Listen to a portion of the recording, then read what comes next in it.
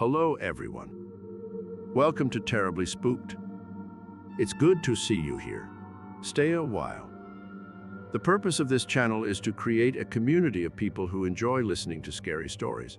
Here you will hear stories told by viewers from around the globe. If you have a scary story you would like to be featured on this channel, please submit your story to terriblyspooked@gmail.com. You can expect new content to be posted every Monday, Wednesday, and Friday at 8 p.m. Eastern Time. Don't forget to like, share, and subscribe. One evening in late October, I was home alone with my 2-year-old son. At the time, I was a stay-at-home mom. My husband's job was about an hour away, so when he left work at 7, he wouldn't get home until about 8, and that's without traffic. By the time he got home, it would be pitch black outside. It was about 7 o'clock when I heard a knock at the door. I knew it wasn't my husband because he had just left work and wouldn't be home so soon.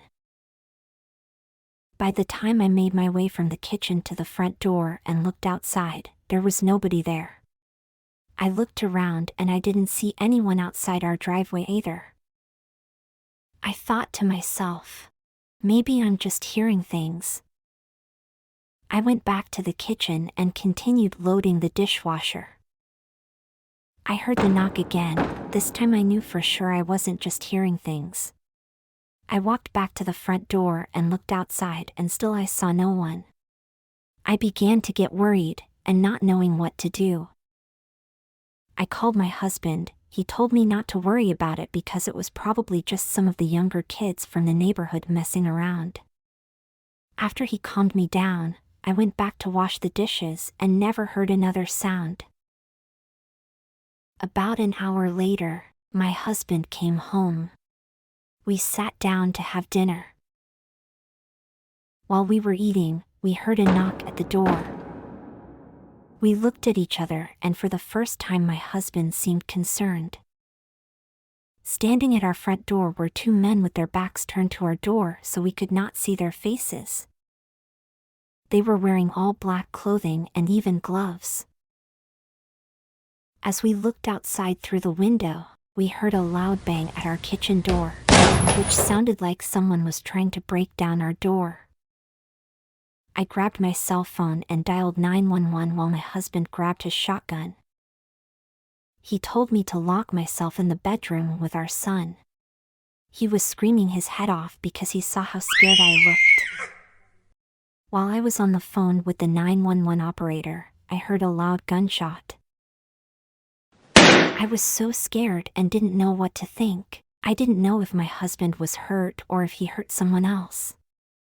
I didn't know how many people were trying to break into our house. About 3 seconds later, I heard another shot. After each shot, my son just screamed louder and louder, and it became harder to hear what was happening. I heard sirens about 5 minutes after the second shot. I looked outside through our bedroom window, which faced the front lawn. I saw about 15 police cars, an ambulance, and a fire truck. Within minutes, our neighbors were all outside wondering what happened. I was still too afraid to leave our bedroom because I wasn't sure what awaited me outside of those doors. All I could do was cry and hug my son really tight. I heard a knock at the door, and it was the police telling me it was safe to come out. Once I opened the door and saw the police, I immediately felt safer. I asked them where my husband was, and if he was okay, and when they told me he was okay, I was so happy I ran downstairs to find him. I wasn't ready for what I would see next. In our living room, there was a man laying in a pool of blood. I looked outside of our front door, which was wide open, and there were 2 males in their early 20s in handcuffs. Our kitchen door to the rear of our home was also completely kicked in. I couldn't believe it. Within a few minutes, so much had happened. For the next hour, the police took our statements.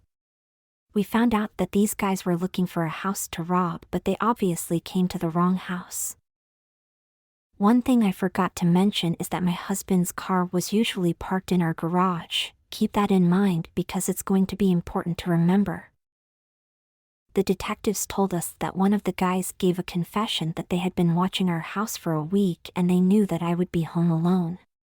He also said that when they knocked on the door the first time, they were hiding behind the big tree in front of our house, and they saw me looking outside of the window. They left for a few minutes to pick up their friend, the one my husband shot, and during that time my husband must have come home, but they wouldn't have known that because his car was parked in our garage and not in the driveway, like mine was. Who knows what would have happened to my son and I if my husband hadn't shown up when he did. I still get anxiety thinking about it. We eventually went back to our normal lives, but it took a while. About a month after the incident, my husband got a job closer to home and is home every day by 5:30. We also set up security alarms and cameras and even got motion lights. All of the neighbors on our street look out for each other now and we feel a lot safer in our home. I hope my story will help someone to be aware of what is happening around them.